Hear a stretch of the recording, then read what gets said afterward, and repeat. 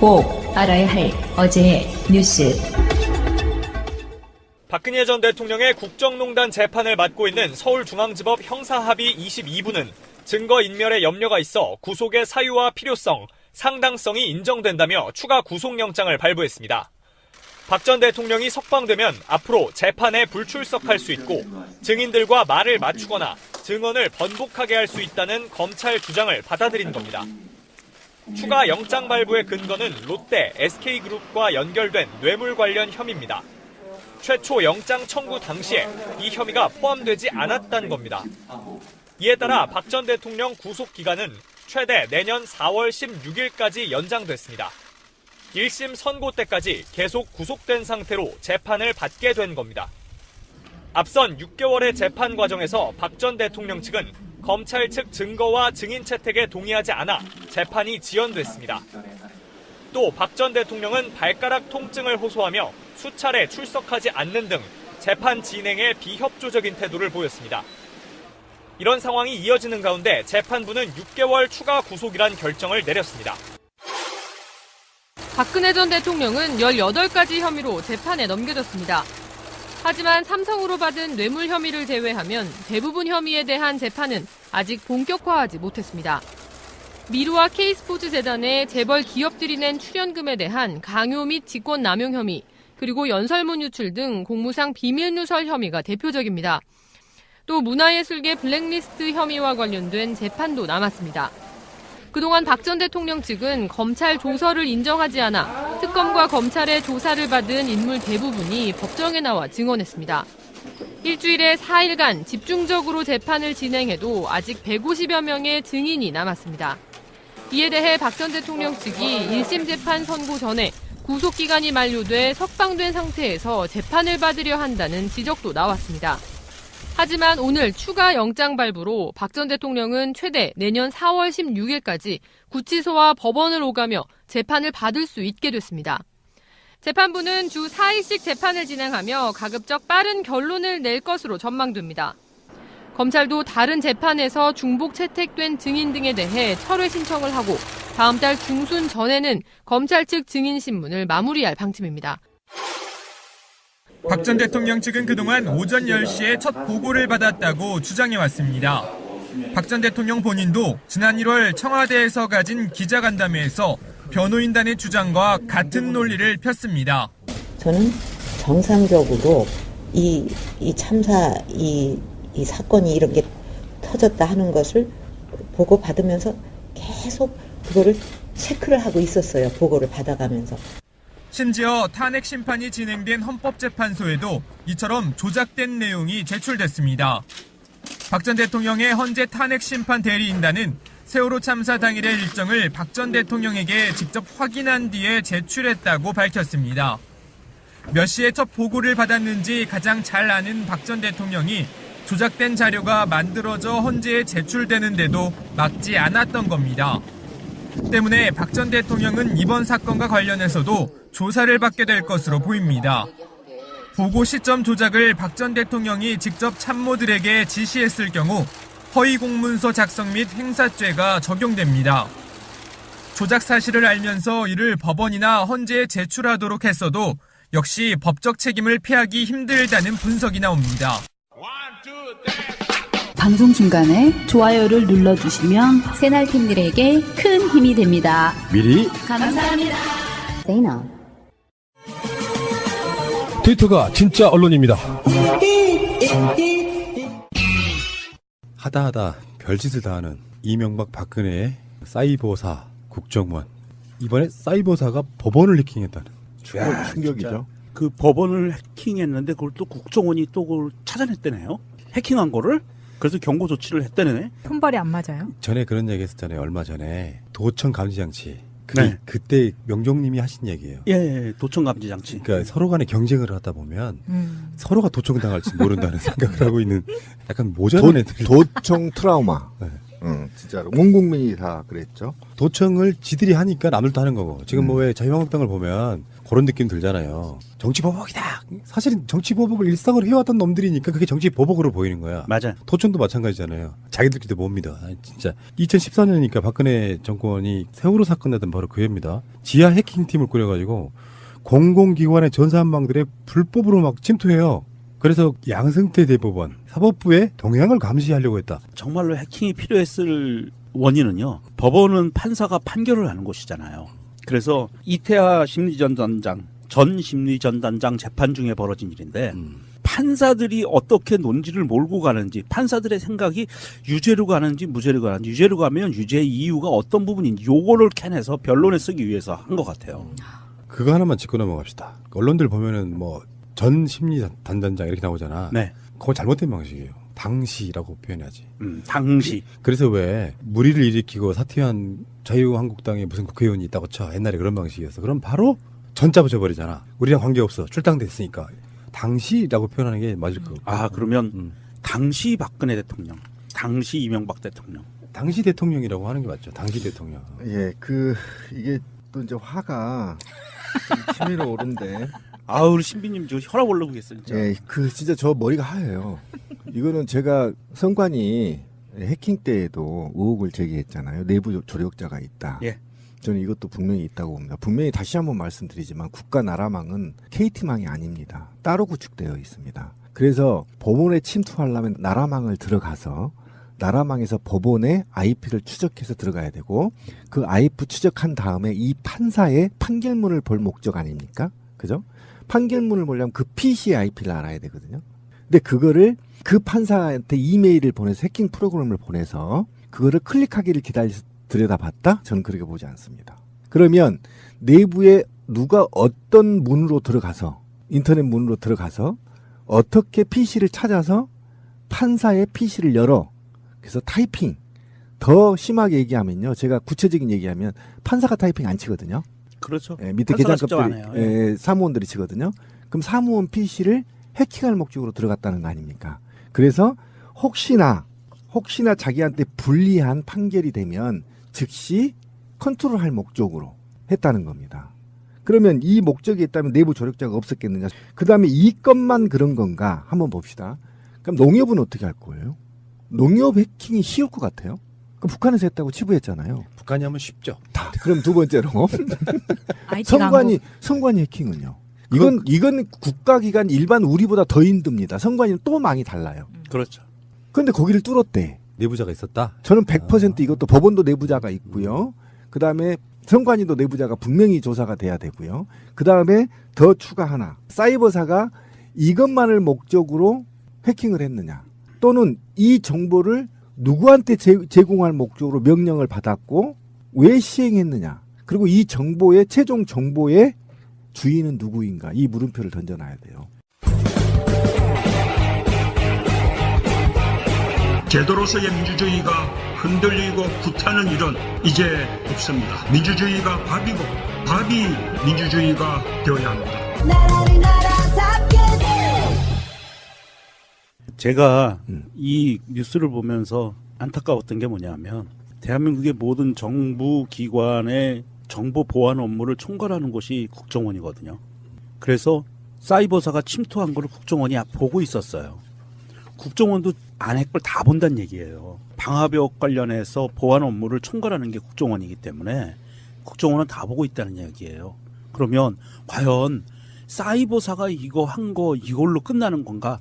국정원은 그러면 양승태를 비롯한 법관들의 뭐 면접도 받다 그랬잖아요. 국정원에서. 그렇지. 예. 그럼 국정원은 이미 들어가서 다 보고 있었는데 자기가 보고 있는 자기 나와바리를 사이버사가 뚫고 들어온 거야. 그러니까 열받은 거예요. 국정원은. 내 나와바리를 뚫리니까. 사이버사는 국방부 장관의 직속 부대이기도 하지만 예산에 있어 갖고는 국정원이 사실상 상급기관이었어요. 들여다볼 수 있는 거죠. 얘들이 예산을 어떻게 쓰고 있나. 그 돈을 그런 방식으로 좀 이상한 구조인 건 사실 맞아요. 근데 국정원이 그래서 사이버사한테 물었죠.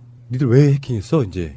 그러니까 답이 뭐냐면은 북한에서 심어놓은 악성 코드를 확인하기 위해 법원 등의 내부망을 살펴본 것이라고 해명했습니다.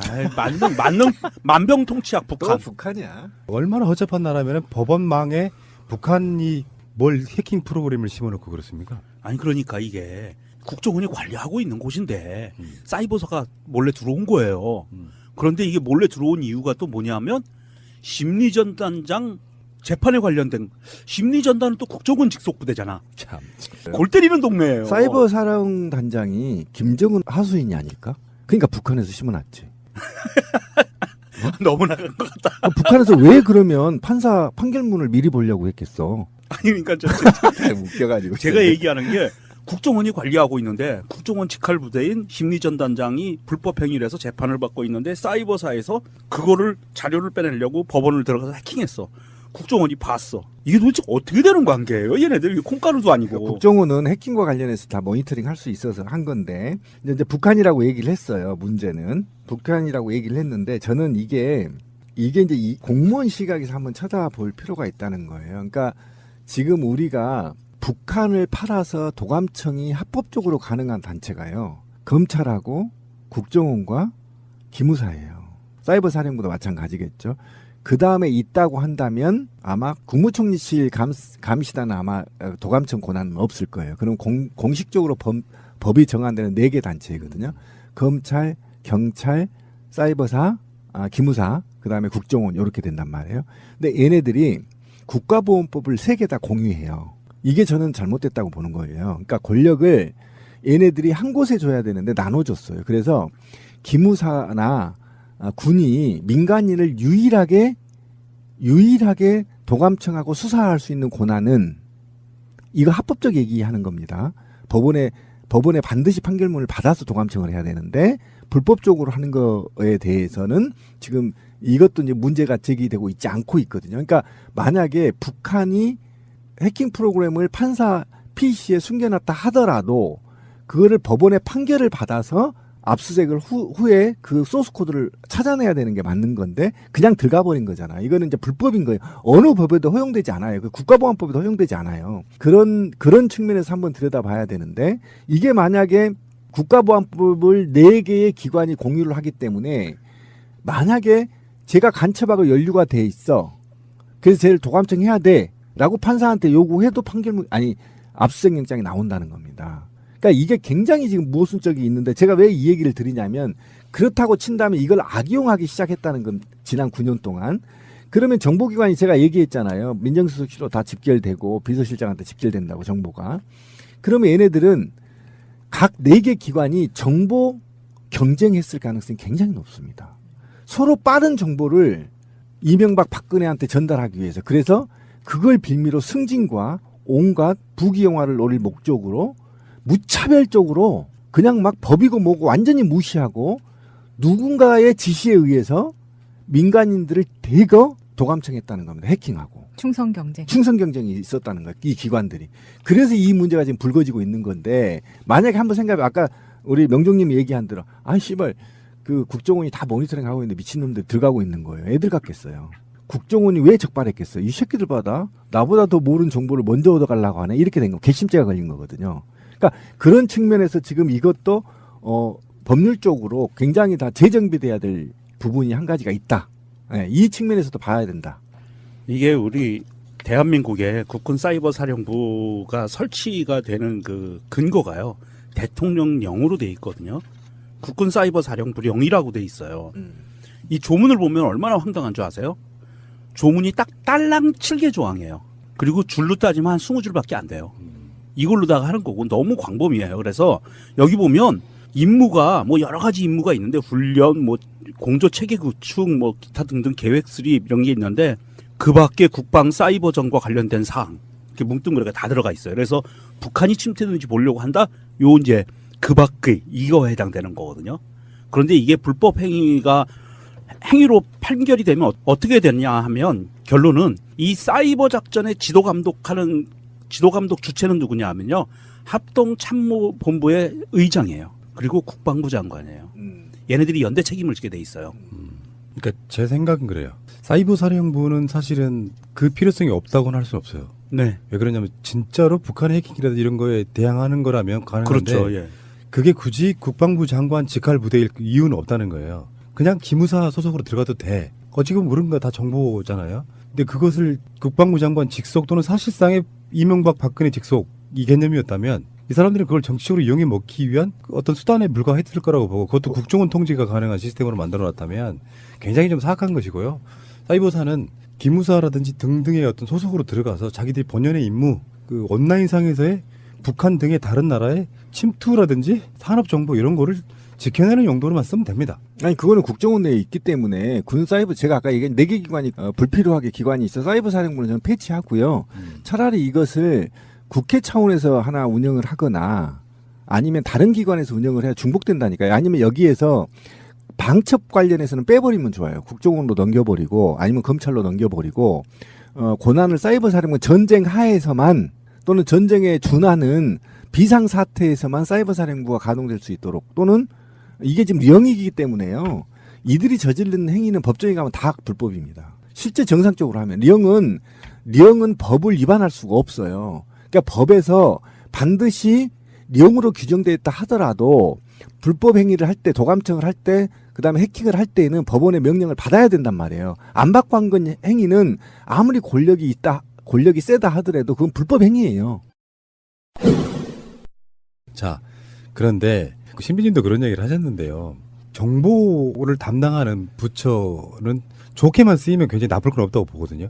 뒷조사하는 정도로만 안 쓰면 상관이 없는데 우려했던 건 사실로 드러나는 거예요. 국정원이 뭐 문성근, 김여진 뭐 이런 분들 막 뒷조사하고 막 나쁜 짓 하는 것까지도 진짜 그럴 수 없는 거지만 이해가 된다고 치자고요.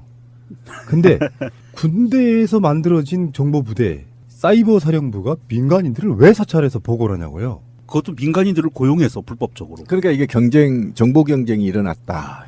그러니까 이제 우리가 애정하는 이효리, 심지어 다른 부대에 보면 이승엽도 나와요. 이승엽이요? 네. 한번 누구를 했는지 불러주세요. 정치인으로는 박원순, 안철수, 홍준표, 나경원, 손학규 등이 포함이 됐고 방송 연예인으로는 김여진, 김미화, 김재동, MC몽, 소설가 공지영, 이회수, 또 조국, 진중권, 광노현, 우석훈 등 진보학계를 비롯해서 조갑재, 변희재, 주진우, 문정현 신부, 김홍도 목사 등까지 포함됐다고 합니다. 보세요. 문재인 노무현재단 이사장, 가수 이효리, 야구선수 이승엽. 그러네요. 확인된 인사만 33명. 지난 2011년 10월 서울시장 보궐선거 등을 앞두고 가수 이효리 씨가 SNS에 올린 글입니다. 세상에 불만이 있다면 투표에 참여하라는 내용입니다. 당시 군사이버사령부는 이 글과 관련된 여론 동향을 보고서로 작성했습니다. 이 문건은 인터넷 댓글에 동향을 모은 것으로 이효리 씨에 대해서는 개념 지지 91%라고 적혀 있었습니다. 동향 파악 대상자는 비단 이효리 씨뿐만이 아니었습니다. 당시 현역 프로 선수로 사회 활동이 거의 없었던 야구 선수 이승엽 씨 역시 대상이 됐습니다. 또 연예인 사찰 의혹을 제기했던 김미화 씨, 대학 등록금 문제를 언급한 배우 김여진 씨에 대한 여론도 수집했습니다. 제주 해군기지 건설에 반대했던 소설가 공지영, 이회수 씨에 대한 언급도 있습니다. 문건은 군사작전, 지휘사항 등을 전달하는 군 보안 전산망을 통해 청와대에 보고됐습니다. 2011년 1월부터 1년 11개월 동안 모두 462건의 동향 파악 보고서가 작성됐습니다. 정치인, 민간인 가리지 않고 모두 33명이 대상이 됐습니다. 동향 파악과 댓글 공작이 쌍으로 패키지로 묶여져 있는 거기 때문에 결국은 여론 조작을 하기 위한 사전 조사다 이렇게 이해하시면 됩니다. 이 기간 청와대 보고 횟수는 박원순 서울시장이 7건으로 가장 많았고 김미화 씨가 6건, 공지영, 이회수 작가가 뒤를 이었습니다. 아니 뭐 네 편 내 편이 없고 그냥 약점 잡기용으로 전체적으로 다 한 게 아니에요. 근데 이제 착각하면 이 사람들만 킹을 한 게 아니고요. 밝혀진 것만. 이들이 한 것 중에 밝혀진 것만. 그렇지. 아니 그런데 저는 깜짝 놀랐어요. 이걸 보고. 드디어 안철수가 그 감시를 받았던 첫 번째가 나온 거예요. 이 사건도 훨씬 전에 작년 재작년에도 했던 얘기가 그거예요. 나랑 다른 진영에 있는 사람 뒤캐는 건 당연한 거고 지들한테는 컨트롤을 할 수 있게끔 만들려고 자기 진영 사람들도 그렇죠. 계속 뒷조사를 해왔다는 것이 대표적인 거죠. 안철수는 그동안 무풍지대였거든요. 그러니까 한번 보세요. 저는 깜짝 놀란 게 뭐냐면 조갑재, 변희재는 변함없는 그들의 편이라고 생각을 했잖아요. 그런데 왜 이들을 도감청하고 해킹을 했을까요? 그다음에 홍준표도 마찬가지죠. 나경원도 마찬가지고 제가 아까 얘기한 게 100% 증명되는 겁니다.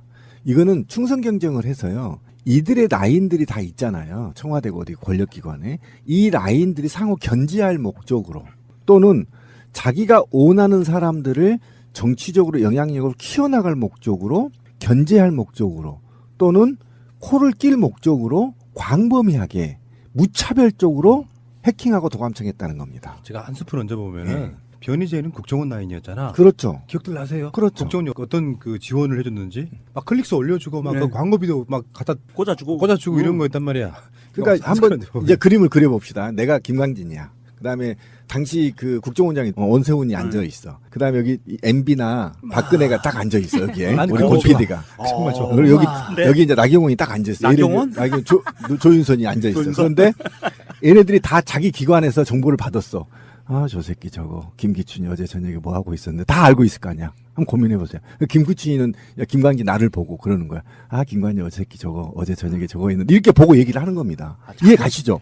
그래서 이 정보가 자꾸 김광진이라고 그러고 이 정보가 알아서 들으세요, 청취자 여러분. 정보가 최종 권력 라인의 핵심한테 집중되고 그것들은 상호 견제용 또는 국정원장 이제 헛소리입니다, 씨발. 바로 김관진이 받아칠 수 있는 정보를 확보해야 되기 때문에 권력 기관 간의 충성 경쟁과 견제 기능들이 동시에 갖고 있기 때문에 이렇게 되는 겁니다. 왜 박정희 때 김재규와 차치철의 그 경쟁하고 비슷한 거죠? 그렇죠. 바로 그겁니다. 그래서 예를 들면 김기춘이 변희재 잘하고 있어. 그러면 내가 가만히 있겠어. 변희재 새끼 뒷골목으로 어제 저녁에 눈싸른 거에서 누구하고 밥 처먹었어. 이렇게 치고받기 위해서 그게 결국은 돈과 권력으로 연결되거든요. 새가 날아든다는 여러분들의 하트를 먹고 삽니다. 잊지 않으셨죠? 에피소드 제목을 누르고 플레이가 되면 오른쪽 위에 하트를 꾹 눌러주세요. 오늘도 감사합니다. 더 많은 분들이 들을 수 있도록 하트 꼭 눌러주세요. 이 33명이 밝혀진 인원이 나온 게 사찰당한 시기를 보면은요, 2012년도예요. 18대 대통령 선거가 있던 해. 이때 무슨 일이 벌어졌었죠? 많은 일이 벌어졌죠. 예, 많은 일이 벌어졌죠. 자, 문재인 노무현 재단 이사장이 국회의원 출마를 하고요. 대통령 출마를 합니다. 그러면서 정치 지형이 막 소용돌이 치기 시작하면서 안철수가 떴죠. 그리고 안철수가 사실은 쟤네들의 희망대로라면 끝까지 갔어야 되는데 단일화라고 해서 딱 손을 놔버리네? 그러니까 얘네들은 이제 급했던 거예요. 그랬던 상황이 있었던 것 같고, 조갑재, 변희재 같은 경우에는요, 사실 조갑재하고 변희재가 친박은 아니었어요. 그 당시에. 그래서 이거를, 이 사람들을 감시하고 계속 해야 되는, 컨트롤 해야 될 필요성이 있었던 거죠. 우리는 뭉뚱그려서 그쪽 세력이라고 보지만 그들 내에서도 친이가 있고 그렇죠. 친박이고 예. 그런 거라고 보는 게 맞겠죠. 미는 사람이 달랐었어요. 조갑재하고 변희재는 그 박근혜를 밀지를 않았었어요, 처음에. 그러다가 중간에 이제 선거 국면이 다가가서는 후보가 확정되고 나서는 밀었지. 어차피 내 편이다라고. 이 세력들이 지금 하고 있는 짓들이 나오는 거 보면은 이제 입 아플 정도. 안 한 것이 없다. 앞으로 어떤 게 나와도 놀라지 않을 것 같습니다. 대통령의 세월호 관련한 보고사항을 시간을 바꿔버리는 전지전능하신 분들이고 법도 바꿔버립니다. 이건 국가가 아니었다고 봐요. 왜 우리가 그 노무현 대통령 때 그 이지원 시스템이나 뭐니 하면 단 한 가지도 고칠 수가 없을 정도로 뭔가를 만들어 놓고 막 그렇지 그렇죠. 않습니까? 예. 그런 것이 다 사라져 버렸어.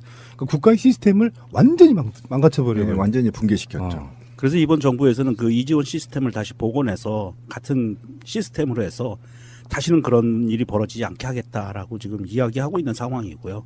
그러니까 2012년에 사회 유력 인사들 좌우를 막론하고 해킹했던 목적은 12년 대선을 청와대가 지지한 후보를 당선시킬 목적으로 그렇죠. 광범위하게 이루어졌다. 이렇게 보면 예. 그렇게 보는 게 맞죠. 예.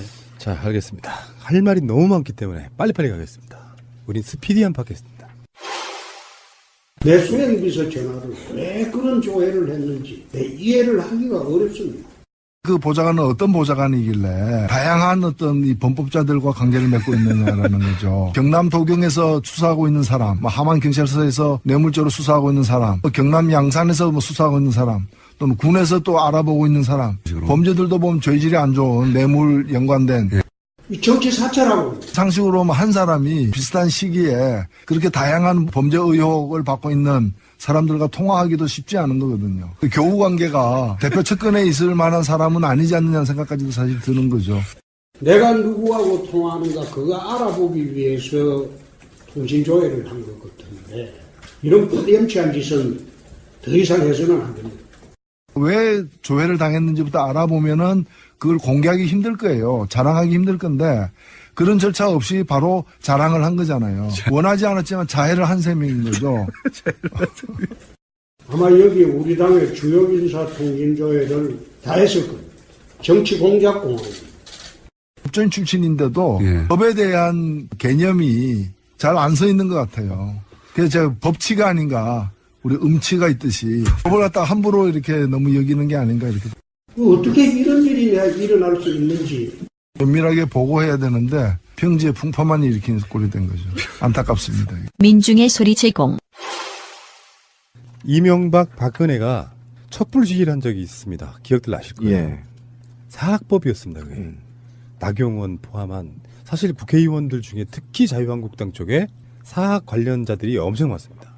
사실은 그게 지역 토호 세력이고 어떤 비리의 번산지 같은 건데 그래서 노무현 대통령 때 사학법 바꾸자고 그래서 사실은 핵심은 되게 간단한 거였어요. 외부 감사 한 명 들어가는 겁니다. 그렇죠. 국고 지원을 받는 경우가 많잖아요. 이 교육이라고 하는 것 자체가 모든 학교들이 마찬가지거든요. 완전한 사학은 없는데 국가의 국민 세금을 지원받으면서도 감사할 만한 방법이 없었던 거예요. 이거 감사하자. 외부 감사 한 명 집어넣어서. 그랬더니 당시 한나라당 국회의원들이나 유력 정치인들 다 쏟아져 나와가지고 촛불 집회했던 바로 그 사건이라 그게 그래서 사학 개혁이 좌절됐던 바로 그 이후 10년간 사립학교가 밖으로 지금 드러난 것을 빼돌린 돈만 3,100억 원입니다. 밝혀진 것만. 그렇죠. 항상 것만. 비리는 빙산의 일각입니다.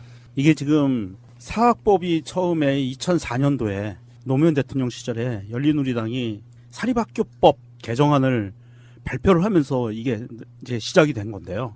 그 당시에 기존에 있던 사학법은 재단 이사회가 인사권, 재산권, 법규제 정권 등 학교 운영의 주요 사항을 독점, 법적 처벌을 받은 비리자도 복귀가 가능한 이런 아주 독소 조항들이 있었어요. 그래서 끊임없이 사학 분규의 원인을 제공하고 있었다라는 비판을 받아와서 그 당시에 개정안은 어떤 부분이 있었냐면 이사장의 친인척들이 장악했던 이사회에 개방형 이사제를 도입하고 또 하나는 학교 운영 위에 심의 기구화를 담아서 사학의 민주적 운영을 위한 진일보한 법안을 만드는 거예요. 그랬더니 이 사학 재벌들이 바울대같이 들고 일어나서 언론 재벌들, 그 다음에 새누리당류, 특히 이 새누리당에서 사학 재벌 대표는 박근혜와 나경원이었죠. 얘네들이 바울대같이 들고 일어나서 뭐 촛불을 한다느니 뭐 길거리 쏟아져 와서 난리를 치고 뭐 그랬던 상황이에요. 그래서 사실은 그 당시에 노무현 대통령과 열린우리당이 양보를 하죠. 나중에 그랬던 그러니까 일이 있었습니다. 이게 지금 지난 10년간 사립대학과 관련한 보고서를 보면 380개 사립대가 총 유용 사례가 736건이 발생했다는 거예요. 지금 3,107억 원이. 파면 해임이 982명이고 어쨌든 관련자만 징계 관련자만 8,638명에 달한다는 거예요. 경고 조치까지 다 합쳐서. 이 정도의 규모라면 이거는 전 대학이 다 지금 교육법에 얼마나 문제가 있는지를 단적으로 보여주는 그렇죠. 거죠. 예. 이런 거를 이제 한자로 진짜 부르는 용어가 하나 있어요. 복마전. 복마전. 마귀들이 엎드려져 있는 무슨 전당 같은 거야. 때만 되면 그냥 비리가 횡행할 수밖에 없는 그런 구조 갖고 있잖아요. 지금 시대는 그런 거 아닙니까? 민주주의 시대에 가장 중요한 것 중에 하나가 그런 비리 개연성이 있는 집단, 단체 이런 곳에 외부에서도 투명하게 들여다 볼 수 있도록 하는 투명성이에요. 근데 투명성 자체가 이 사립학교에는 없다는 것이 문제인 거죠. 가장 큰 문제죠. 근데 교육 자체는 공공재인데 그렇게 해서 온갖 국가와 기업으로부터 후원금과 지원금을 받으면서 운영된 대학. 그러면서도 불구하고 회계 처리에 대해서는 투명하지 않고 온갖 이사장들의 호가호일만 도와가고 더더욱이 심각한 것은 학생들의 납부금은 계속 증가하고. 그렇죠. 이게 가장 큰 문제인데 얼마나 심각하냐면 고의성이 뚜렷한 누가 봐도 이 새끼는 범죄자야.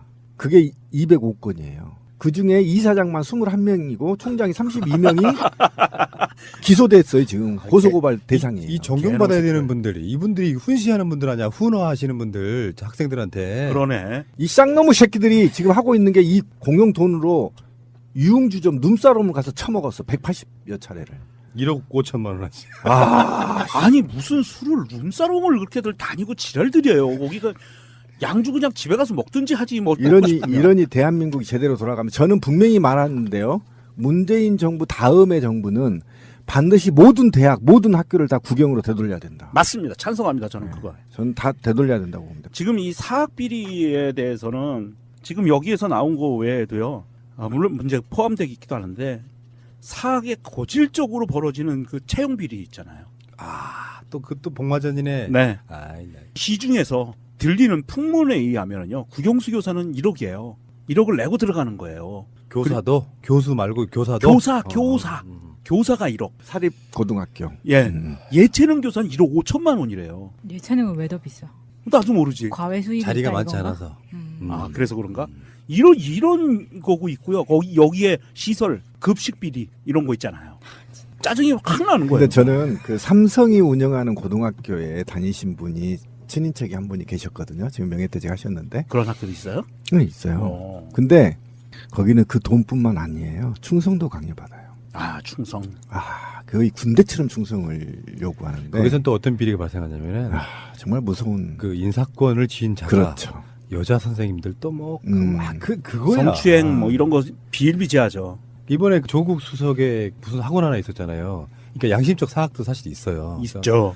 그러저러한 것들을 지원받지 않거나 등등의 이유로 그래서 사실상 막 경영이 좀 굉장히 어려운 운영이 자체가 좀 예. 힘들어진 상태도 좀 있기도 한데 다른 것도 아니고요. 내가 다니는 고등학교 재단에 무슨 비리가 있다더라. 그런 건 다 소문나거든. 알고 보면 지들끼리 다 대충 아는 사이, 그러니까 조금만 알면 아는 사이가 되고 어떤 경우에는 학생들도 그걸 알아요. 그래서 자기들을 가르치는 교육 주체들에 대해서 존경심은커녕 그냥 비리 원래 해먹는 거다라는 인식을 줘버려. 중고등학교 때부터 그렇다는 얘기예요. 그러니까 이게 얼마만큼 심각한 사회병폐를 나타내냐 하면 이 사학 비리가 극단적으로 튀어나와서 우리한테 보여준 게 이재용 아들 영훈중학교. 그다음에 최순실의 딸이라고 하고 있는 정유라 이대 비리. 이게 다 사학 비리예요. 이게 그 결과로 나온 것들이거든요.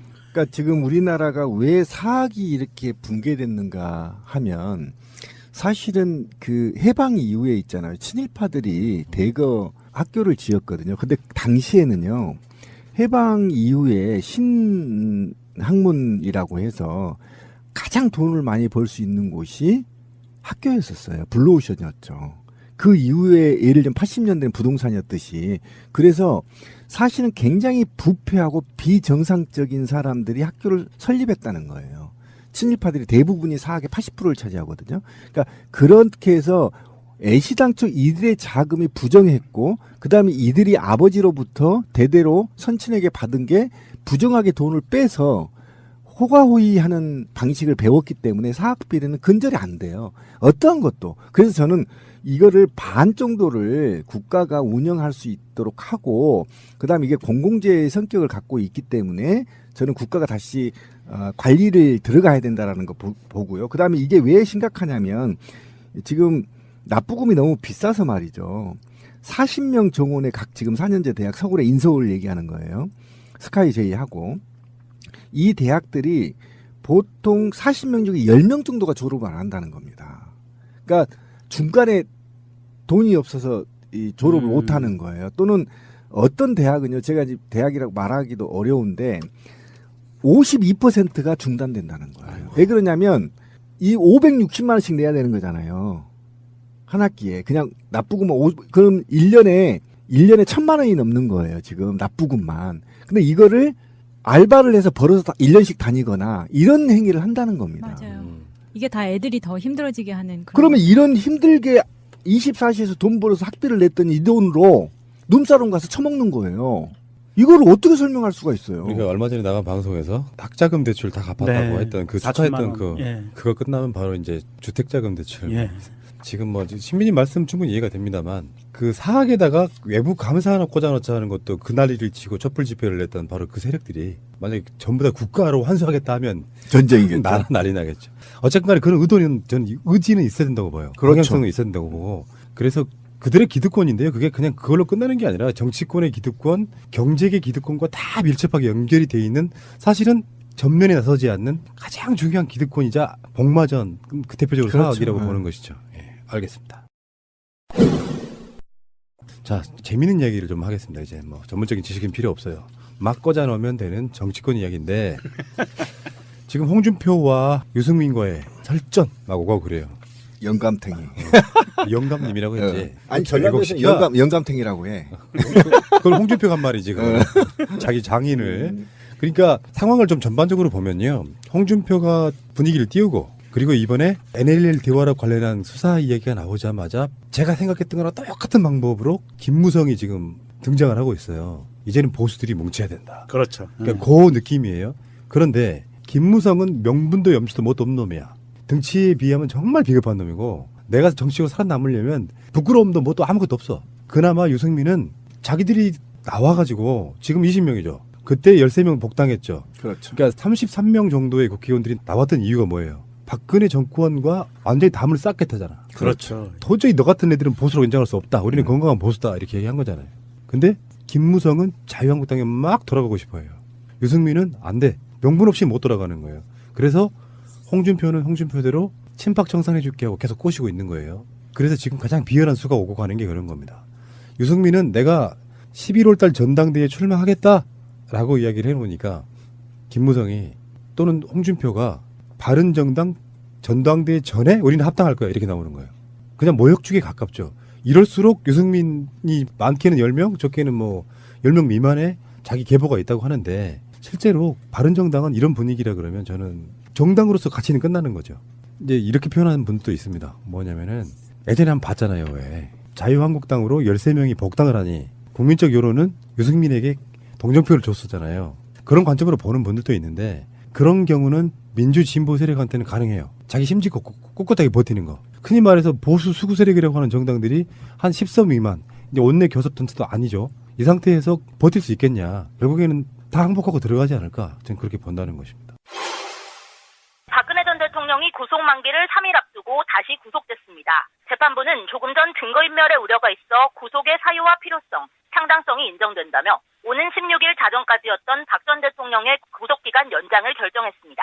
이번 결정에 따라 박 전 대통령은 재판이 끝나기 전까지 최대 6개월 더, 그러니까 다음해 4월 16일 자정까지 구치소에 머무르게 됩니다. 박근혜 구속기한이 연장이 되면서 박근혜와 친박 인사들을 쳐낼 겁니다. 자유한국당에서. 그래야 통합 명분이 생기거든요. 친박을 반대해서 나갔던 바른정당의 국회의원들이기 때문에 그래야 그 사람들한테 명분을 줄 수 있어요. 기어들어가는 거에 대해서. 그런데 또 이게 친박이라는 이 사람들이 또 가만히 있을 것이냐. 이 사람들도 녹록치 않거든요. 지금은 말빨이 완전히 죽었지만 뒤에서 갖고 있는 힘들은 만만치 않거든요. 그래서 지금 이게 관전 포인트는 자유한국당 내에서 어떤 이전 투구가 벌어질지가 가장 좀 궁금하고요. 그 다음에 두 번째는 과연 바른정당에서 그렇게 당대당으로 내지는 기어들어가는 방식으로 간다면 몇 명이나 움직일 것인가. 지금 언론의 예상은 한 10명 정도는 갈 것이다라고 보더라고요. 예, 보통은 이제 10명 정도라고 예상을 하고 있는데 이 10명 정도면 10명이라고 보면 자유한국당이 총 의석이 117석이 되거든요. 그런데 이게 만약에 20명이 다 겨들어갔어. 그럼 127석이 돼서 제1당이 돼요. 그러면 2기 20대 국회에서는 국회의장이 자유한국당이 되죠. 예. 국회의장이 바뀌게 됩니다. 그런 불상사가 생길 수 있고요. 아니, 어차피 이제 정세균 의장은 2년밖에 못 하는 거고 2기에서 그렇지 않아도 가져갈 가능성이 높은 상황이에요. 국회의장은 이제 자유한국당 쪽에서 나올 거라고 보면 이게 이제 자연스럽게 정계 개편의 신호탄이 될 수밖에 그렇죠. 없다. 그렇죠. 왜냐하면 전체적으로 상임위원장들 자리도 재분배해야 됩니다. 지금 문제가 굉장히 있기 때문에. 근데 어쨌든 좀 폭넓게 봐야 될 필요가 있어요. 그러니까 김무성 통합파하고 지금 모정의 홍준표 이하이하고 협상이 있었던 것 같아요. 그래서 너네들이 김무성이 들어올 수 있는 명분을 주려면 뭐가 필요하겠냐. 그래서 김무성은 어쨌든 박근혜 정도만 좀 출당을 해주고 최경환 몇 명 누나 부대 애들만 좀 쳐달라. 이런 요구를 하는 건데 그런데 지금 딜레마에 빠져 있어요. 유승민이 방법을 알거든요. 왜 그러냐면 만약에 박근혜를 출당시키고 최경환이나 등등 누나 부대 몇 명 대표적인 애들 출당시킨다 하더라도 당권 보건 소송에 소송을 하면 얘네들이 유지를 계속 할 수가 있어요. 통합해놓고 얘네들도 청산도 못하고 이렇게 될 가능성이 있습니다. 그 이유는 뭐냐면 지금 박근혜 세력들이나 이명박 세력들이 살아남기 위해서 모든 정보를 누구한테 주냐면 친박들한테 줄 거예요. 그들이 그동안에 우리가 방송했던 온갖 것에 여당의, 지금 야당이죠. 야당의 약점들을 갖고 있을 거란 말이에요. 친박들이. 그냥 죽지 않아, 얘들이. 자료를 갖고 있을 거라고 막 주겠죠, 지금 자료들을. 그래서 이제 흔들어대기 시작하는데 결국은 제가 볼 때는 박근혜 정도 형식적으로 출당을 시킬 수 있으나 친박들을 퇴출시킬 수는 없다, 당에서. 저는 이렇게 보고, 그러면 이제 명분만 주는 거죠. 출당시키게 들어와라. 그래 놓고 유야무야 갈 수 있고, 그리고 이제 정계 개편으로 확 돌아서 버리면 유승민 이제 좆되는 거죠. 그래서 이제 맞받아치는 게 뭐냐면 유승민이 나 우리 국민의당도 열어져 있다. 이렇게 하니까 박지원이 이제 뭐 받을 수 있다. 이렇게까지 치고받고 치는 겁니다. 그런데 이게 지금 13일 홍준표 미국 가기 전에 지금 판을 완전히 개판으로 만들겠다는 거, 홍준표가 지금. 그러니까 이렇게 해서 전반적으로 한번 흔들어 보는 거예요. 지금 바른정당을. 그런데 여기에서 두 가지를 좀 분석할 필요가 있는데, 그러면 유승민은 정말 들어가기가 싫은가? 아니면 정치적 협상을 위해서 튕기고 있는 것인가? 이 두 개로 볼 수가 있는 거잖아요. 저는 그 후자라고 일단은 보는데, 문제는요. 홍준표는 낯짝이 없어요. 벼룩도 낯짝이 있는데. 그렇죠. 그러니까 무슨 말이든지 막 지르고 거짓말하면 미안하다가 아니라 아니야! 버럭 화를 내고 또 그런 짓 하잖아. 낯짝이 없어. 유승민은 낯짝이 있어요, 그래도. 그렇게 나왔는데 무슨 명분, 아까 그 말은 친박정산이 명분이잖아요. 그렇죠. 근데 그 친박정산이 뭐 일부 뭐 최경환이나 다음에 서청원이나 정도가 나가는 정도로 마무리가 될 것이냐 말 것이냐인데, 중요한 건 홍준표 스타일 때문에 안 된다는 거예요.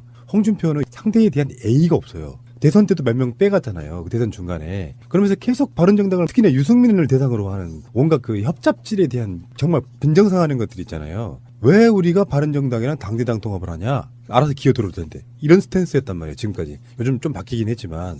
그러니까 유승민이라든지 당에 있는 주요 인사들이 인정하지 않으면, 거기에 대해 동의하지 않으면 결국에는 자유한국당 하고 싶은 놈들이 개별 탈당해 갖고 가는 수밖에 없어요. 그러니까 답한 게 이런 거야. 어차피 합쳐질 거예요. 지방선거 전에. 선거에 관련해서 공천이든 뭐든 뭔가 과정이 있을 거 아닙니까? 그렇지. 근데 김무성 같은 자들 때문에 그런 거예요. 등치는 근데 되게 가볍고 철삭거린 새끼들은 빨리 가고 싶은데, 유승민은 됐어, 지금 전당대로 하자고 하는 말이 무슨 의미겠어요? 우리들 지분 갖고 가겠다는 거거든. 전당대에서 내가 딱 당 대표가 되면 아직까지는 원내 교섭단체니까 이게 지방선거로 가면 뭐가 있습니까? 공천권이잖아요. 그렇죠.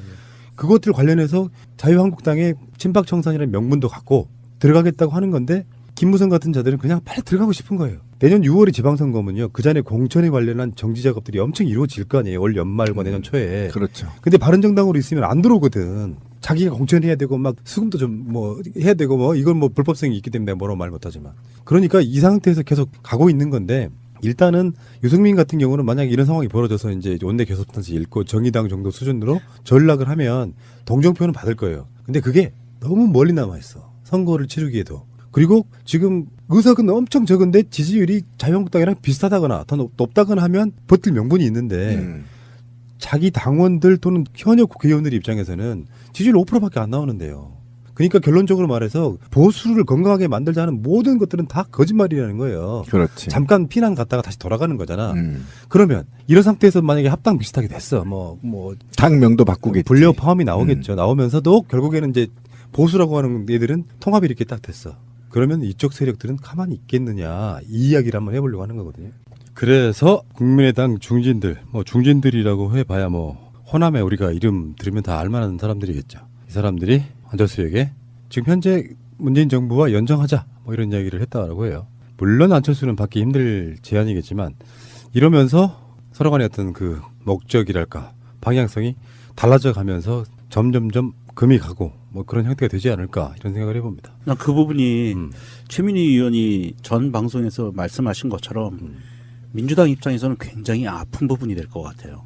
예, 그래서 지금 민주당에서 뛰쳐나가신 양반들하고 다시 당대당이건 사람 대 사람이건 그런 작업들이 있을 때, 과연 문재인 대통령을 지지하고 민주당을 지지하는 이 핵심 지지층들이 과연 그런 부분에 대해서 쉽게 수긍할 것인가. 아마 내부적으로 많은 진통이 올 거라고 보고요. 그 부분이 사실은 제일 걱정되는 부분이기도 해요. 내홍을 겪을 것이다, 이런 부분이고요. 근데 그것보다도 더 무서운 건 뭐냐면 국민이에요. 그러니까 양당 체제로 다시 지금 재편된다는 거 아닙니까? 만약에 그렇게 되면. 그리고 지금 명종님이 걱정하고 있는 건 현실이에요. 실제로 지역위원장들과 후보군들이 있는데 통합하면 누군가는 희생을 해야 되기 때문에 쉽지가 않습니다. 지금 더불어민주당과 국민의당은. 그리고 국민은 이 두 당을 합치기를 원치 않습니다. 왜 그러냐면 지금은 다당제의 명령을 받고 있는 정치권이라야 맞습니다. 그러니까 바른정당과 자유한국당에 통합하려는 건 국민의 염원에 역행하는 것이거든요. 왜 역행이 되냐면 김무성이요, 부산에서 축출되게 생겼어요. 지방선거에서. 지금 제가 지금 분위기로 보면요, 부산에서 국회의원직은 유지할 수는 있으나 김무성, 그러니까 시장이나 구청장 정도까지는 제가 볼 땐 적어도 김무성이 영향력이 미치지 못할 만큼 패배할 수도 있어요. 그러니까 위기의식을 느끼는 겁니다. 그래서 다시 어게인 경상도를 부르짖기 위해서 지금 뭉치는 것인데, 그거에 대해서 지금 목이 말라 있는 겁니다. 김무성 지금 부산 사람들 굉장히 분위기 안 좋습니다. 지금 김무성 자유한국당에 대해서. 그러니까 그런데 사실은 TK에서는 말이죠, 버틸 수 있어요. 대선 때 분위기를 한번 봐야 되는데 유승민이 부족해서가 아니고 당의 세를 보는 거거든요. 홍준표가 좋아서가 아니고 홍준표가 그래도 국회의원도 더 많이 갖고 있고, 그렇죠. 당이 크니까, 그리고 원래 그게 큰 집이니까 하는 그런 심리가 있어서. 그렇죠. 그런 건데, 그러니까 그 얘기를 하자는 겁니다. 그러니까 그렇게 되면 유승민 같은 경우는 대구에서는 좀 챙길 수 있어요. 그러니까 희망이 있는 건데, 그에 반해서 김무성은 부산에서 자신감이 없는 겁니다. 그러니까 큰 집으로 가자는 것인데. 연휴 때 나온 여론조사를 보면 문재인 대통령 지지율, 더불어민주당 지지율이 PK에서 10포인트 이상 올랐어요. 그 밥상에서의, 그러니까 완전히 지금 민주 세력으로서의 영토라고 할까?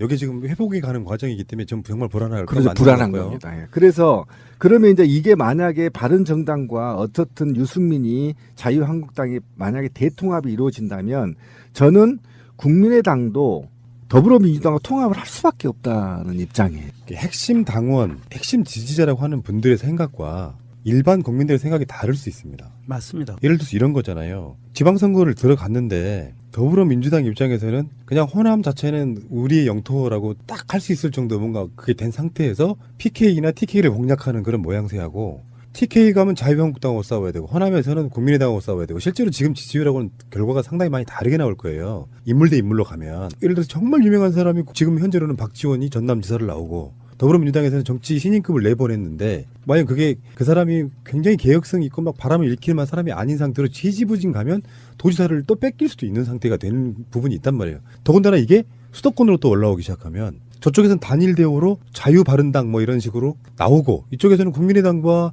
정의당과 더불어민주당이 또 싸워야 되는 상황 같은 게 오면 생각했던 것보다 훨씬 더 지방선거의 승리가 어려울 수도 있습니다. 그러니까 그렇다 보니까 국민들은 디테일하게 모르는 사람들이야. 국민의당으로 가버린 국회의원들의 폐악질이 이런 걸 잘 모르는 사람들은 민주세력이 합쳐라, 그래갖고 이겨라 말하는 사람들도 꽤 있는 어떤 퍼센티지가 있기 때문에 핵심 당원들이나 지지자들 입장에서 보면 쟤들 들어오면 또 불난나고 당 안 좋은데라고 생각하지만 거기까지 사람들이 생각 안 한다는 거죠. 그러니까 민주당 지도부 입장에서 박지원이 그래서 얼마 전 인터뷰에서 그런 얘기 했잖아요.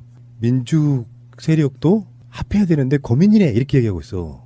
이 양반은 여당이 되고 싶은가 봐요. 그럼 그렇게 봤어. 그래서 이제 그 얘기를 좀 해야 되는데, 어쨌든 자유한국당과 바른정당이 통합을 하고 국민의당과 더불어민주당이 통합을 하면 그다음에 정의당까지 3당 체제로 치르게 되는데, 이때와 그다음에 지금처럼 국민의당과 더불어민주당이 통합하지 않고 국민의당, 더불어민주당, 그다음에 정의당, 그다음에 자유한국당과 바른정당이 통합된 X당, 이 X당의 4개로 치루어졌을 때 과연 지방선거에서 25개 시도광역을 몇 개나 차지할 거냐라고 물음표를 던져보고, 일단 첫 문제가, 그럼 이 물음표에서 몇 석을 얻어야 우리가 염려하고 있는 문재인 정부 심판이다. 이거는 민심이 문재인 정부를 등 돌렸다, 이렇게 치부되지 않을 만큼 의석수가 몇 개인가부터 저는 정의를 해야 된다. 그러고 나서 이것이 지방선거가 과연 임기 초기에 있는 지방선거가 문재인 정부의 개혁 드라이브를 발목 잡을 만큼의 문재인 정부의 평가로 저들이 몰아세울 것인지, 그 몰아세우는데 그게 50%인 것인지 60%인 것인지 아니면 40%인 것인지 라는 프레임이 굉장히 중요하다는 겁니다. 이 프레임을 일단 분석을 한 후에 우리가 국민의당과 자유한국당, 더불어민주당의 통합 여부가 결정이 판단을 해야 될 텐데 제가 볼 때는요. 국민의당이 너무 가버렸어요. 통합하기에 너무 가버렸어요. 멀어졌죠. 예. 멀어져 버린 겁니다. 멀어져 버린 것이고 분명히 말씀드리지만 국민의당이 광주에서 느끼는 불안감과 김무성이 부산에서 느끼는 불안감은 거의 맞닿아 있어요. 그래서 지금 어쨌든 다 밀어붙이고 양당 체제로 되돌아가려고 하는 건데 이것이 아까 권 PD가 얘기한 것처럼 저는 국민을 믿어야 된다. 딜레마인 측면은 사실 국민의당이 지금 현재로 보면 무시도 돼요. 근데 만약에 중간에 지방선거가 없다면 국민 여론 믿고 가는 거예요. 그렇죠. 예. 근데 지방선거가 있는데 지방선거가 뭐 어떤 영향을 주냐면 기세에 영향을 줄 수 있단 말이에요. 뭐 심하게 표현하면 전석 석권 가능해. 광역까지 포함해가지고 이 분위기대로라면 뭐 바른정당이나 자유한국당 합치지 않는다면 뭐 여러 가지 조건들 다 알겠지만 근데 막상 성적표를 받아봤더니 뭐 자유한국당 정도가 한 6석 이상 가져가 버리고 그러면 승리는 승리인데 승리라고 말할 수가 없는 거예요. 김치국 마셨던 이런 분위기가 그 기세가 꺾이면 누가 살아나냐면 홍준표가 살아나요. 이제 문재인 인기도 다 끝났네. 자 지금부터 내일부터 가자 이렇게 될 수도 있거든요. 전체 큰 틀에서 보면 선거는 무조건 이기고 보는 거예요. 언론이 그 분위기도 만들지만 선거에 진 정당이 좋은 내용 나오는 거 봤습니까? 선거에 지면 항상 내용에 빠지고 지지부진해지고 막 당대표가 물러나고 막 이런 상황들이 벌어지잖아요. 그러면 제가 되물어 볼게요. 지방선거 그냥 전체 뺍시다. 빼고 시도광역단위 정도로만 쳤을 때 몇 석 정도를 더불어민주당이 얻어야 문재인 정부의 심판을 받았다. 이렇게 치부할 수 있어요. 아니 이게 기세 싸움이라고요. 그러니까 예를 들어서 나중에. 문재인 대통령 지지율이 엄청 낮아. 근데 막상 선거에는 인물들이 나가가지고 이겨. 그러면은 광역이 8대9 이런 식으로 한석 이겨도 엄청난 대승인 거고 문재인 대통령 지지율이 엄청 높아. 더불어민주당 지지율도 엄청 높은데 그거를 이기지 못하고 예를 들면 아까 말씀드린 것처럼 유명한 사람들 나오는 국민의당이나 자유한국당 그 분위기 속에 선거를 막 치르다 보니까 똑같이 9대8로 이겼지만 그런 선거는 진 선거예요. 그러니까 상대적 비교가 된다는 거지. 그러니까 이게 딜레마라고 말씀드리는 이유는 어떻게 하면 더불어민주당 전체가 내부적인 불안감을 극복하고 한번 가보자. 뭐 그런 사람들 받아들일 이유가 뭐 있어 하고 누구를 공천하든 간에 심지대로 가서 이겨내면 그것은 한 단계 더 약하는 건데 이게 이제 그냥 옛날 우리가 그냥 예상하는 바대로 국민의당과 또 합당해가지고 또 저쪽이 합당을 했으니까 그런 프레임으로만 갔을 때는 또 어떤 게 오겠느냐. 실제로요. 국민의당의 지금 국회의원들 특히 호남권 국회의원들은 얼마나 들어오고 싶겠어요. 여당 국회의원 하고 싶지. 그렇죠. 그래서 자기들이 공천권도 행사하고 싶지 지방선거에서. 근데 그런 것들을 어떻게 이겨낼 것이냐가 관건이라는 말씀드리는 거고 정답은 없어요. 정치하는 사람들이 잘 판단하겠지만 지지자들의 입장에서도 뭐 이게 정답이다라고 저는 말할 수 있는 방법은 없다고 생각합니다. 그런 사람들 빼고도 선거 이길 수 있어. 해서 침지 국회 가서 이기면 좋은 거고 못 이기면 도박이 되는 거예요. 분위기 쫙 가라앉고. 원래 정치란 도박인 건데 그러니까 저는 그 바탕에 문재인 대통령이 최근에 얘기했던 프레임과의 전쟁 선언을 한 것도 마찬가지인데 임기 초기에 조기식 교수의 분석 자료에 보면 임기 초기는 거의 대부분이 집권 여당이 이겨요. 지방선거가 있다고 한다면. 그러니까 그런 걸 종합적으로 봤을 때 어쨌든 저는 그게 이 정계 개편의 중심이 제가 프레임 싸움이라고 생각을 하는데 이 프레임이 우리가 지금 설정을 해야 된다는 겁니다. 그러니까 뭐냐면 저는 이제 현장에 있는 사람이기 때문에 그럼 25석 중에 내가 다시 물어보는데 25석 중에 몇 석을 얻으면 문재인 정부가 드라이브를 개혁 드라이브를 성사시킬 수 있고 몇 석을 지면 이미 내임덕 들어갔다 아니면 문재인 정부 중간 심판이다 초기 심판이다 이렇게 얘기할 수 있냐는 겁니다. 이거는 프레임의 문제이기 때문에 여기에서 만약에 통합을 지금 정계 개편을 들여다보면 이런 시각에서 들여다보면요 저는 안 하는 게 낫다는 거예요. 제가 그 얘기를 하는 겁니다. 왜 그러냐면 자유한국당과 바른정당이 통합을 하면 그들이 20% 30% 나올 것 같아요. 제 손에 장을 짓습니다. 플러스 안 됩니다, 절대. 5% 플러스 뭐 10% 하면 15% 나온다고요? 같이 침몰할 가능성이 굉장히 높습니다. 왜 그러냐면 앞으로 불거질 범죄 행위들이 그 당 소속 국회의원들이 줄소환될 거기 때문이에요. 우리가 쩔지 말자는 겁니다. 그래서 유승민이 고민하고 있는 것도 저 새끼 들어가봐야 또 줄소환될 텐데 이 고민하고 있단 말이에요. 그러면 아싸리 까놓고 저는 그럼 김무성 씨발 새끼는 들어가. 좀 많은 건 들어가고 같이 방해. 들어가고 유승민과 안철수가 하나 더 만들어 씨발. 그리고 전라남북도 국회의원들 더불어민주당 들어와. 난 이렇게 됐으면 난 이건 찬성한다. 왜 그러냐면 지금 이게 국민의당이 오해든 어쩌든 지금 굉장히 문제 제기하고 있는 게 뭐냐면 MB계가 있다는 거잖아요. MB를 좀 청산해야 되는데 더불어민주당 MB계를 받아들여서 또 그 짓을 또 해요? 또 내부 분란 일으키고 안에서 또 뭐 간첩질을 하고 차라리 니네들이 가서 새로운 정치 만들고 여기에서 기존의 정통적인 민주당의 성격을 갖고 있는 사람만 들어와. 그냥 인사하고 들어오고 그렇게 되면 사당 체제로 좀 유지를 했으면 좋겠다는 게 제 생각은 정의당하고 새로운 당 자유한국당하고 더불어민주당 이게 사당 체제로 가야만 저는 국민들이 촛불을 들었을 때 다당 체제로 가라고 했지 양당 체제로 가라고 하지 않았거든요. 양당 체제로 가면 또 이게 나라가 뒤집혀요. 그러니까 그 좀 정확한 팩트는 국민들이 촛불로 사당 체제로 가라고 한 건 아니고 촛불 이전에 일어난 선거의 결과물이니까. 그러니까 저는 그건 좋아 보이네요. 바른국민당. 그렇죠. 지금 그 얘기하려고. 그러니까 예를 들어서 호남권에서 원래 좀 그 민주 세력의 적자였거나 이런 사람들은 더불어민주당으로 일부 들어오고. 그렇지. MB 개들은 뭐야? 합치고? 안철수 따라서 바른정당과 합치고. 그렇죠. 그래서 공동 대응해야지. 근데 제 생각엔 그래요. 안철수가 유승민하고 같은 당에 있고 싶어 할까요? 그건 아닌 것 같지 않습니까? 실제로 인물 비교됩니다. 우리가 보기엔 유승민은 아무것도 아니야. 정말 막 허접한 지식 갖고 있는 것 같은데 안철수랑 붙여나 봐요. 훨씬 똑똑한 사람. 근데 반대로 있죠. 더불어민주당이 안철수를 붙여나 봐요. 더불어민주당 침몰해버려요. 그건 절대 안 이미 안철수의 철학과 행동이 다 밝혀졌고 더 이상 신비감이 없지 않습니까? 그럼 이게 정계 개편이 돼버리고 나면 바른한국당, 국민바른당, 민주당, 정의당 이렇게 되는 건가요? 확실히 우리가 최근 한 1, 2년을 거치면서 예전의 정치공학적인 거 좀 많이 깨졌어요. 야당들 뭐 합쳐라.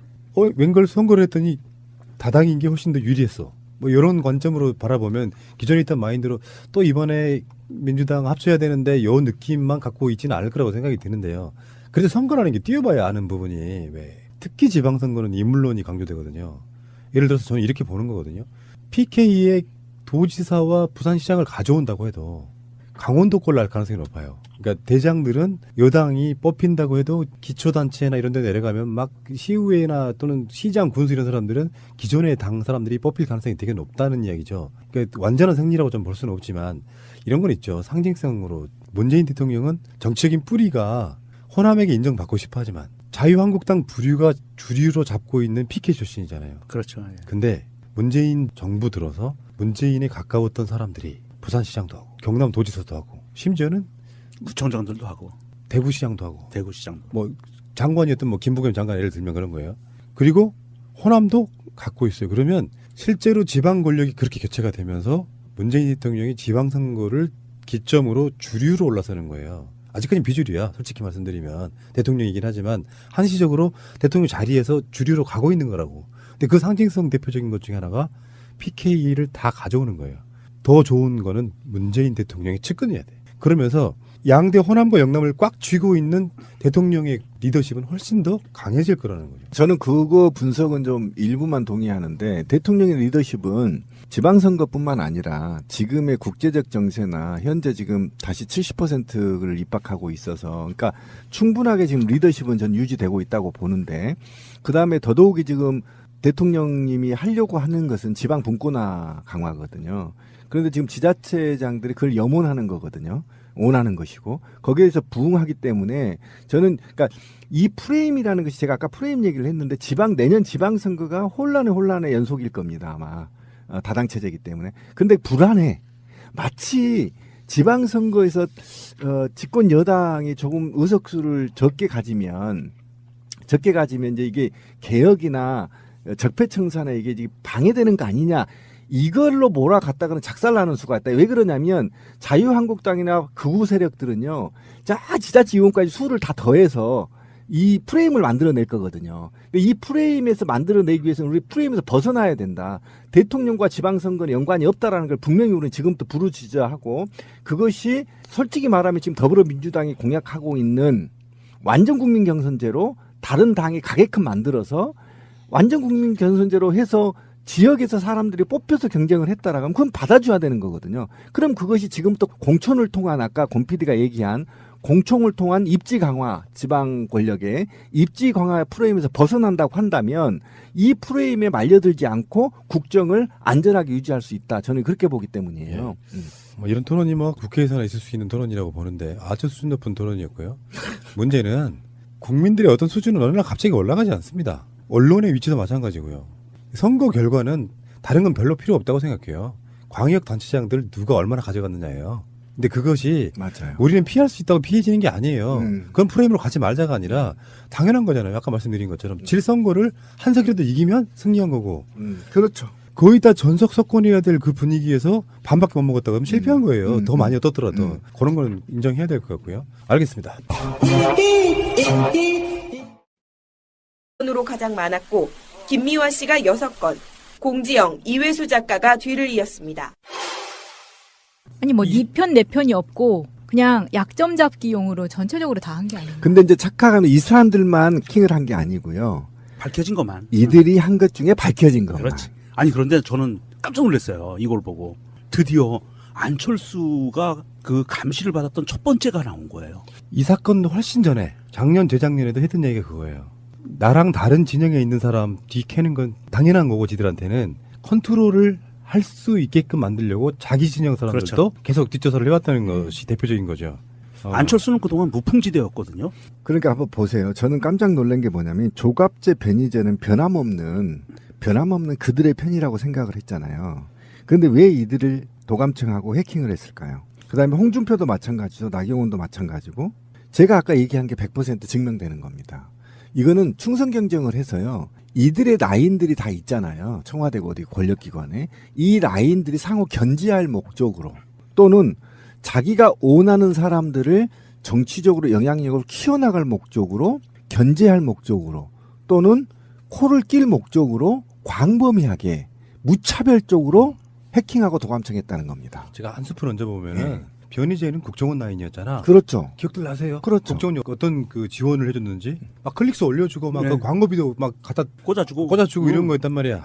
그러니까 한번 이제 그림을 그려봅시다. 내가 김광진이야. 그다음에 당시 그 국정원장이 원세훈이 앉아 있어. 그다음에 여기 MB나 박근혜가 딱 앉아 있어 여기에. 아니, 우리 그거 권 좋아. PD가. 정말 좋아. 그리고 네. 여기 이제 나경원이 딱 앉아 있어. 나경원? 조윤선이 앉아 있어. 그런데 얘네들이 다 자기 기관에서 정보를 받았어. 아, 저 새끼 저거 김기춘이 어제 저녁에 뭐 하고 있었는데 다 알고 있을 거 아니야. 한번 고민해 보세요. 김기춘이는 야, 김광진 나를 보고 그러는 거야. 아, 김광진 저 새끼 저거 어제 저녁에 저거 했는데 이렇게 보고 얘기를 하는 겁니다. 이해 가시죠? 그래서 이 정보가 자꾸 김광진이라고 그러고 이 정보가 알아서 들으세요, 청취자 여러분. 정보가 최종 권력 라인의 핵심한테 집중되고 그것들은 상호 견제용 또는 국정원장이 이제 헛소리입니다, 씨발. 바로 김관진이 받아칠 수 있는 정보를 확보해야 되기 때문에 권력 기관 간의 충성 경쟁과 견제 기능들이 동시에 갖고 있기 때문에 이렇게 되는 겁니다. 왜 박정희 때 김재규와 차치철의 그 경쟁하고 비슷한 거죠? 그렇죠. 바로 그겁니다. 그래서 예를 들면 김기춘이 변희재 잘하고 있어. 그러면 내가 가만히 있겠어. 변희재 새끼 뒷골목으로 어제 저녁에 눈자른 거에서 누구하고 밥 처먹었어. 이렇게 치고받기 위해서 그게 결국은 돈과 권력으로 연결되거든요. 새가 날아든다는 여러분들의 하트를 먹고 삽니다. 잊지 않으셨죠? 에피소드 제목을 누르고 플레이가 되면 오른쪽 위에 하트를 꾹 눌러주세요. 오늘도 감사합니다. 더 많은 분들이 들을 수 있도록 하트 꼭 눌러주세요.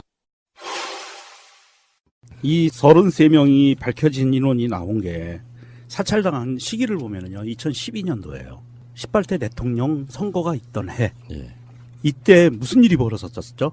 많은 일이 벌어졌죠. 예, 많은 일이 벌어졌죠. 자, 문재인 노무현 재단 이사장이 국회의원 출마를 하고요. 대통령 출마를 합니다. 그러면서 정치 지형이 막 소용돌이 치기 시작하면서 안철수가 떴죠. 그리고 안철수가 사실은 쟤네들의 희망대로라면 끝까지 갔어야 되는데 단일화라고 해서 딱 손을 놔버리네? 그러니까 얘네들은 이제 급했던 거예요.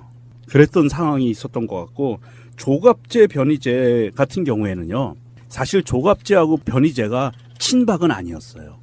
그 당시에. 그래서 이거를 이 사람들을 감시하고 계속 해야 되는 컨트롤해야 될 필요성이 있었던 거죠. 우리는 뭉뚱그려서 그쪽 세력이라고 보지만 그들 내에서도 친이가 있고 그렇죠. 친가 있고 뭐 예. 그런 거라고 보는 게 맞겠죠. 미는 사람이 달랐었어요. 조갑제하고 변희재는 그 박근혜를 밀지를 않았었어요. 처음에. 그러다가 중간에 이제 선거 국면이 다가가서는 후보가 확정되고 나서는 밀었지. 어차피 내 편이다라고. 이 세력들이 지금 하고 있는 짓들이 나오는 거 보면은 이제 입 아플 정도. 안 한 것이 없다.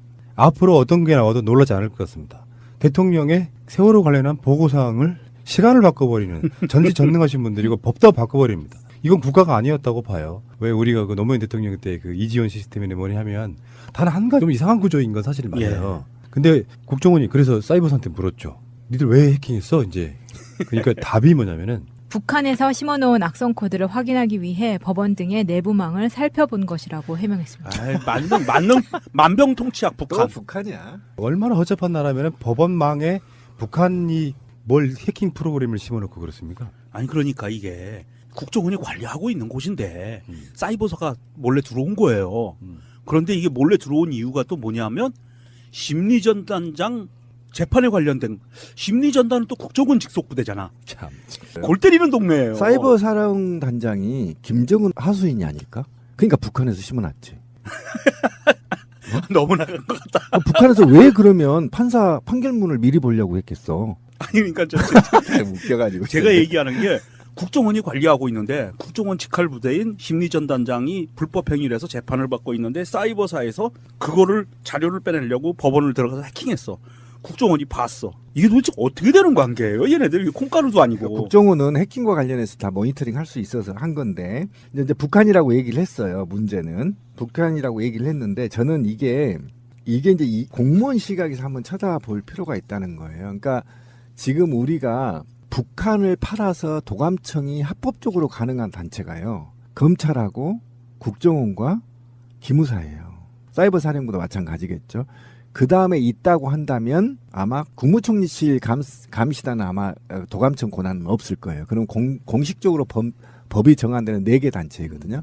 검찰, 경찰, 사이버사, 기무사, 그 다음에 국정원 이렇게 된단 말이에요. 근데 얘네들이 국가보안법을 3개 다 공유해요. 이게 저는 잘못됐다고 보는 거예요. 그러니까 권력을 얘네들이 한 곳에 줘야 되는데 나눠줬어요. 그래서 기무사나 군이 민간인을 유일하게 도감청하고 수사할 수 있는 권한은 이거 합법적 얘기하는 겁니다. 법원에 반드시 판결문을 받아서 도감청을 해야 되는데 불법적으로 하는 거에 대해서는 지금 이것도 이제 문제가 제기되고 있지 않고 있거든요. 그러니까 만약에 북한이 해킹 프로그램을 판사 PC에 숨겨놨다 하더라도 그거를 법원의 판결을 받아서 압수수색을 후에 그 소스 코드를 찾아내야 되는 게 맞는 건데 그냥 들어가 버린 거잖아. 이거는 이제 불법인 거예요. 어느 법에도 허용되지 않아요. 그 국가보안법에도 허용되지 않아요. 그런 측면에서 한번 들여다봐야 되는데 이게 만약에 국가보안법을 4개의 기관이 공유를 하기 때문에 만약에 제가 간첩하고 연루가 돼 있어. 그래서 쟤를 도감청 해야 돼. 라고 판사한테 요구해도 압수수색 영장이 나온다는 겁니다. 그러니까 이게 굉장히 지금 모순적이 있는데 제가 왜 이 얘기를 드리냐면 그렇다고 친다면 이걸 악용하기 시작했다는 건 지난 9년 동안. 그러면 정보기관이 제가 얘기했잖아요. 민정수석실로 다 집결되고 비서실장한테 집결된다고 정보가. 그러면 얘네들은 각 4개 기관이 정보 경쟁했을 가능성이 굉장히 높습니다. 서로 빠른 정보를 이명박 박근혜한테 전달하기 위해서. 그래서 그걸 빌미로 승진과 온갖 부귀영화를 노릴 목적으로 무차별적으로 그냥 막 법이고 뭐고 완전히 무시하고 누군가의 지시에 의해서 민간인들을 대거 도감청했다는 겁니다. 해킹하고. 충성 경쟁. 충성 경쟁이 있었다는 거예요. 이 기관들이. 그래서 이 문제가 지금 불거지고 있는 건데 만약에 한번 생각해 아까 우리 명종님이 얘기한 대로 씨발 그 국정원이 다 모니터링 하고 있는데 미친놈들 들어가고 있는 거예요. 애들 같겠어요. 국정원이 왜 적발했겠어요? 이 새끼들 봐다. 나보다 더 모르는 정보를 먼저 얻어가려고 하네. 이렇게 된 거. 괘씸죄가 걸린 거거든요. 그러니까 그런 측면에서 지금 이것도 법률적으로 굉장히 다 재정비돼야 될 부분이 한 가지가 있다. 네, 이 측면에서도 봐야 된다. 이게 우리 대한민국의 국군 사이버 사령부가 설치가 되는 그 근거가요. 대통령령으로 돼 있거든요. 국군 사이버 사령부령이라고 돼 있어요. 이 조문을 보면 얼마나 황당한 줄 아세요? 조문이 딱 딸랑 7개 조항이에요. 그리고 줄로 따지면 한 20줄밖에 안 돼요. 이걸로다가 하는 거고 너무 광범위해요. 그래서 여기 보면 임무가 뭐 여러 가지 임무가 있는데 훈련, 뭐 공조 체계 구축, 뭐 기타 등등 계획 수립 이런 게 있는데 그 밖에 국방 사이버전과 관련된 사항 이렇게 뭉뚱그리가 다 들어가 있어요. 그래서 북한이 침투했는지 보려고 한다. 요 이제 그 밖의 트라우마. 네. 진짜로 온 국민이 다 그랬죠. 도청을 지들이 하니까 남들도 하는 거고. 지금 뭐 왜 자유한국당을 보면 그런 느낌 들잖아요. 정치보복이다. 사실은 정치보복을 일상으로 해왔던 놈들이니까 그게 정치보복으로 보이는 거야. 맞아요. 도청도 마찬가지잖아요. 자기들끼리도 뭡니다. 진짜 2014년이니까 박근혜 정권이 세월호 사건 나던 바로 그 해입니다. 지하 해킹팀을 꾸려가지고 공공기관의 전산망들에 불법으로 막 침투해요. 그래서 양승태 대법원 사법부의 동향을 감시하려고 했다. 정말로 해킹이 필요했을 원인은요. 법원은 판사가 판결을 하는 곳이잖아요. 그래서 이태하 심리전단장, 전 심리전단장 재판 중에 벌어진 일인데 판사들이 어떻게 논지를 몰고 가는지, 판사들의 생각이 유죄로 가는지 무죄로 가는지, 유죄로 가면 유죄의 이유가 어떤 부분인지 요거를 캐내서 변론에 쓰기 위해서 한 것 같아요. 그거 하나만 짚고 넘어갑시다. 언론들 보면은 뭐 전 심리단장장 이렇게 나오잖아. 네. 그건 잘못된 방식이에요. 당시라고 표현하지. 당시. 그래서 왜 무리를 일으키고 사퇴한 자유한국당에 무슨 국회의원이 있다고 쳐. 옛날에 그런 방식이었어. 그럼 바로 전자 붙여버리잖아. 우리랑 관계없어. 출당됐으니까. 당시라고 표현하는 게 맞을 것 같고. 아, 그러면 당시 박근혜 대통령, 당시 이명박 대통령. 당시 대통령이라고 하는 게 맞죠. 당시 대통령. 예, 이게 또 이제 화가 치밀어 오른데. 아우, 우리 신비님 저 혈압 올라오겠어요, 진짜. 예, 진짜 저 머리가 하얘요. 이거는 제가 선관위 해킹 때에도 의혹을 제기했잖아요. 내부 조력자가 있다. 예. 저는 이것도 분명히 있다고 봅니다. 분명히 다시 한번 말씀드리지만 국가 나라망은 KT망이 아닙니다. 따로 구축되어 있습니다. 그래서 법원에 침투하려면 나라망을 들어가서 나라망에서 법원의 IP를 추적해서 들어가야 되고 그 IP 추적한 다음에 이 판사의 판결문을 볼 목적 아닙니까? 그죠? 판결문을 보려면 그 PC의 IP를 알아야 되거든요. 근데 그거를 그 판사한테 이메일을 보내서 해킹 프로그램을 보내서 그거를 클릭하기를 들여다봤다? 저는 그렇게 보지 않습니다. 그러면 내부에 누가 어떤 문으로 들어가서 인터넷 문으로 들어가서 어떻게 PC를 찾아서 판사의 PC를 열어 그래서 타이핑 더 심하게 얘기하면요. 제가 구체적인 얘기하면 판사가 타이핑 안 치거든요. 그렇죠. 예, 밑에 계장급들이 사무원들이 치거든요. 그럼 사무원 PC를 해킹할 목적으로 들어갔다는 거 아닙니까? 그래서 혹시나 자기한테 불리한 판결이 되면 즉시 컨트롤할 목적으로 했다는 겁니다. 그러면 이 목적이 있다면 내부 조력자가 없었겠느냐? 그 다음에 이 건만 그런 건가? 한번 봅시다. 그럼 농협은 어떻게 할 거예요? 농협 해킹이 쉬울 것 같아요? 그럼 북한에서 했다고 치부했잖아요. 북한이 하면 쉽죠. 그럼 두 번째로 선관위 해킹은요. 이건 국가기관 일반 우리보다 더 힘듭니다. 선관위는 또 망이 달라요. 그렇죠. 그런데 거기를 뚫었대. 내부자가 있었다? 저는 100% 이것도 법원도 내부자가 있고요. 그 다음에 선관위도 내부자가 분명히 조사가 돼야 되고요. 그 다음에 더 추가 하나. 사이버사가 이것만을 목적으로 해킹을 했느냐. 또는 이 정보를 누구한테 제공할 목적으로 명령을 받았고 왜 시행했느냐. 그리고 이 정보의 최종 정보의 주인은 누구인가. 이 물음표를 던져놔야 돼요. 제도로서의 민주주의가 흔들리고 구타는 일은 이제 없습니다. 민주주의가 밥이고 밥이 민주주의가 되어야 합니다. 제가 이 뉴스를 보면서 안타까웠던 게 뭐냐면 대한민국의 모든 정부 기관의 정보 보안 업무를 총괄하는 곳이 국정원이거든요. 그래서 사이버사가 침투한 걸 국정원이 보고 있었어요. 국정원도 안에 걸 다 본다는 얘기예요. 방화벽 관련해서 보안 업무를 총괄하는 게 국정원이기 때문에 국정원은 다 보고 있다는 얘기예요. 그러면 과연 사이버사가 이거 한 거 이걸로 끝나는 건가? 국정원은 그러면 양승태를 비롯한 법관들의 뭐 면접도 봤다 그랬잖아요. 국정원에서. 그렇지. 예. 그럼 국정원은 이미 들어가서 다 보고 있었는데 자기가 보고 있는 자기 나와바리를 사이버사가 뚫고 들어온 거야. 그러니까 열받은 거예요. 국정원은. 내 나와바리를 뚫리니까. 사이버사는 국방부 장관의 직속 부대이기도 하지만 예산에 있어 갖고는 국정원이 사실상 상급기관이었어요. 들여다볼 수 있는 거죠. 얘들이 예산을 어떻게 쓰고 있나. 그 돈을 그런 방식으로. 꼭 알아야 할 어제의 뉴스. 박근혜 전 대통령의 국정농단 재판을 맡고 있는 서울중앙지법 형사합의 22부는 증거인멸에 염려가 있어 구속의 사유와 필요성, 상당성이 인정된다며 추가 구속영장을 발부했습니다. 박 전 대통령이 석방되면 앞으로 재판에 불출석할 수 있고 증인들과 말을 맞추거나 증언을 번복하게 할 수 있다는 검찰 주장을 받아들인 겁니다. 추가 영장 발부의 근거는 롯데, SK그룹과 연결된 뇌물 관련 혐의입니다. 최초 영장 청구 당시에 이 혐의가 포함되지 않았다는 겁니다. 이에 따라 박 전 대통령 구속 기간은 최대 내년 4월 16일까지 연장됐습니다. 1심 선고 때까지 계속 구속된 상태로 재판을 받게 된 겁니다. 앞선 6개월의 재판 과정에서 박 전 대통령 측은 검찰 측 증거와 증인 채택에 동의하지 않아 재판이 지연됐습니다. 또 박 전 대통령은 발가락 통증을 호소하며 수차례 출석하지 않는 등 재판 진행에 비협조적인 태도를 보였습니다. 이런 상황이 이어지는 가운데 재판부는 6개월 추가 구속이란 결정을 내렸습니다. 박근혜 전 대통령은 18가지 혐의로 재판에 넘겨졌습니다.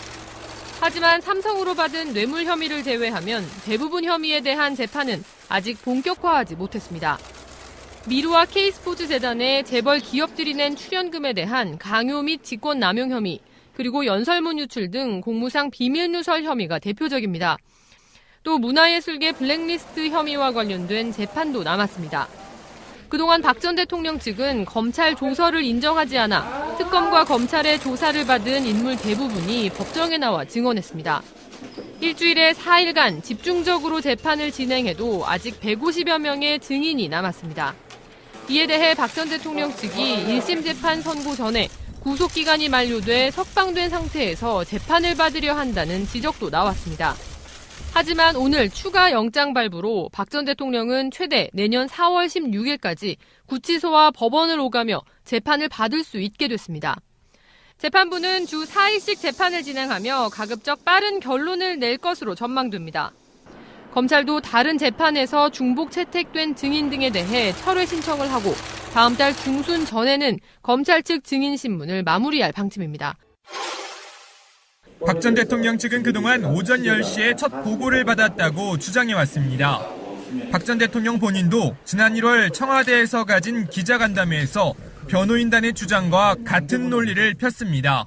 저는 정상적으로 이 참사, 이 사건이 이런 게 터졌다 하는 것을 보고받으면서 계속 그거를 체크를 하고 있었어요. 보고를 받아가면서. 심지어 탄핵 심판이 진행된 헌법재판소에도 이처럼 조작된 내용이 제출됐습니다. 박 전 대통령의 헌재 탄핵 심판 대리인단은 세월호 참사 당일의 일정을 박 전 대통령에게 직접 확인한 뒤에 제출했다고 밝혔습니다. 몇 시에 첫 보고를 받았는지 가장 잘 아는 박 전 대통령이 조작된 자료가 만들어져 헌재에 제출되는데도 막지 않았던 겁니다. 때문에 박 전 대통령은 이번 사건과 관련해서도 조사를 받게 될 것으로 보입니다. 보고 시점 조작을 박 전 대통령이 직접 참모들에게 지시했을 경우 허위 공문서 작성 및 행사죄가 적용됩니다. 조작 사실을 알면서 이를 법원이나 헌재에 제출하도록 했어도 역시 법적 책임을 피하기 힘들다는 분석이 나옵니다. 방송 중간에 좋아요를 눌러주시면 새날팀들에게 큰 힘이 됩니다. 미리 감사합니다. 트위터가 진짜 언론입니다. 하다 별짓을 다 하는 이명박 박근혜의 사이버사 국정원. 이번에 사이버사가 법원을 해킹했다는. 충격이죠. 그 법원을 해킹했는데 그걸 또 국정원이 또 그걸 찾아냈다네요. 해킹한 거를. 그래서 경고 조치를 했다네. 손발이 안 맞아요. 전에 그런 얘기 했었잖아요. 얼마 전에 도청 감지 장치. 네. 그때 명종님이 하신 얘기예요. 예, 도청 감지 장치. 그러니까 서로 간에 경쟁을 하다 보면 서로가 도청당할지 모른다는 생각을 하고 있는 약간 모자란 애들. 도청 이거에 해당되는 거거든요. 그런데 이게 불법 행위로 판결이 되면 어떻게 되냐 하면 결론은 이 사이버 작전의 지도 감독 주체는 누구냐 하면요. 합동참모본부의 의장이에요. 그리고 국방부 장관이에요. 얘네들이 연대 책임을 지게 돼 있어요. 그러니까 제 생각은 그래요. 사이버 사령부는 사실은 그 필요성이 없다고는 할 수는 없어요. 네. 왜 그러냐면 진짜로 북한의 해킹이라든지 이런 거에 대항하는 거라면 가능한데 그렇죠. 예. 그게 굳이 국방부 장관 직할 부대일 이유는 없다는 거예요. 그냥 기무사 소속으로 들어가도 돼. 지금 모르는 거 다 정보잖아요. 근데 그것을 국방부 장관 직속 또는 사실상의 이명박 박근혜 직속 이 개념이었다면 이 사람들은 그걸 정치적으로 이용해 먹기 위한 어떤 수단에 불과했을 거라고 보고 그것도 국정원 통제가 가능한 시스템으로 만들어놨다면 굉장히 좀 사악한 것이고요. 사이버사는 기무사라든지 등등의 어떤 소속으로 들어가서 자기들이 본연의 임무, 그 온라인상에서의 북한 등의 다른 나라의 침투라든지 산업정보 이런 거를 지켜내는 용도로만 쓰면 됩니다. 아니 그거는 국정원 내에 있기 때문에 군 사이버 제가 아까 얘기한 4개 기관이 불필요하게 기관이 있어 사이버 사령부는 저는 폐지하고요. 차라리 이것을 국회 차원에서 하나 운영을 하거나 아니면 다른 기관에서 운영을 해야 중복된다니까요. 아니면 여기에서 방첩 관련해서는 빼버리면 좋아요. 국정원으로 넘겨버리고 아니면 검찰로 넘겨버리고 권한을 사이버 사령부 전쟁 하에서만 또는 전쟁에 준하는 비상사태에서만 사이버 사령부가 가동될 수 있도록 또는 이게 지금 령이기 때문에요. 이들이 저지른 행위는 법정에 가면 다 불법입니다. 실제 정상적으로 하면 령은 법을 위반할 수가 없어요. 그러니까 법에서 반드시 령으로 규정되어 있다 하더라도 불법 행위를 할 때 도감청을 할 때 그다음에 해킹을 할 때에는 법원의 명령을 받아야 된단 말이에요. 안 받고 한 건 행위는 아무리 권력이 세다 하더라도 그건 불법 행위예요. 자, 그런데 신비님도 그런 얘기를 하셨는데요. 정보를 담당하는 부처는 좋게만 쓰이면 굉장히 나쁠 건 없다고 보거든요. 뒷조사하는 정도로만 안 쓰면 상관이 없는데 우려했던 건 사실로 드러나는 거예요. 국정원이 뭐 문성근, 김여진 뭐 이런 분들 막 뒷조사하고 막 나쁜 짓 하는 것까지도 진짜 그럴 수 없는 거지만 이해가 된다고 치자고요. 근데 군대에서 만들어진 정보부대 사이버 사령부가 민간인들을 왜 사찰해서 보고를 하냐고요. 그것도 민간인들을 고용해서 불법적으로. 그러니까 이게 정보 경쟁이 일어났다. 그러니까 이제 우리가 애정하는 이효리 심지어 다른 부대에 보면 이승엽도 나와요. 이승엽이요? 네. 한번 누구를 했는지 불러주세요. 정치인으로는 박원순, 안철수, 홍준표, 나경원, 손학규 등이 포함이 됐고 방송 연예인으로는 김여진, 김미화, 김재동, MC몽, 소설가 공지영, 이회수, 또 조국, 진중권, 광노현, 우석훈 등 진보학계를 비롯해서 조갑재, 변희재, 주진우, 문정현 신부, 김홍도 목사 등까지 포함됐다고 합니다. 보세요. 문재인 노무현재단 이사장, 가수 이효리, 야구선수 이승엽. 그러네요. 확인된 인사만 33명.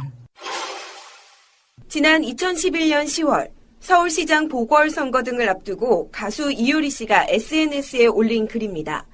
세상에 불만이 있다면 투표에 참여하라는 내용입니다. 당시 군사이버사령부는 이 글과 관련된 여론 동향을 보고서로 작성했습니다. 이 문건은 인터넷 댓글에 동향을 모은 것으로 이효리 씨에 대해서는 개념 지지 91%라고 적혀 있었습니다. 동향 파악 대상자는 비단 이효리 씨뿐만이 아니었습니다. 당시 현역 프로 선수로 사회 활동이 거의 없었던 야구 선수 이승엽 씨 역시 대상이 됐습니다. 또 연예인 사찰 의혹을 제기했던 김미화 씨, 대학 등록금 문제를 언급한 배우 김여진 씨에 대한 여론도 수집했습니다. 제주 해군기지 건설에 반대했던 소설가 공지영, 이회수 씨에 대한 언급도 있습니다. 문건은 군사작전, 지휘사항 등을 전달하는 군 보안 전산망을 통해 청와대에 보고됐습니다. 2011년 1월부터 1년 11개월 동안 모두 462건의 동향 파악 보고서가 작성됐습니다. 정치인, 민간인 가리지 않고 모두 33명이 대상이 됐습니다. 동향 파악과 댓글 공작이 쌍으로 패키지로 묶여져 있는 거기 때문에 결국은 여론 조작을 하기 위한 사전 조사다 이렇게 이해하시면 됩니다. 이 기간 청와대 보고 횟수는 박원순 서울시장이 7건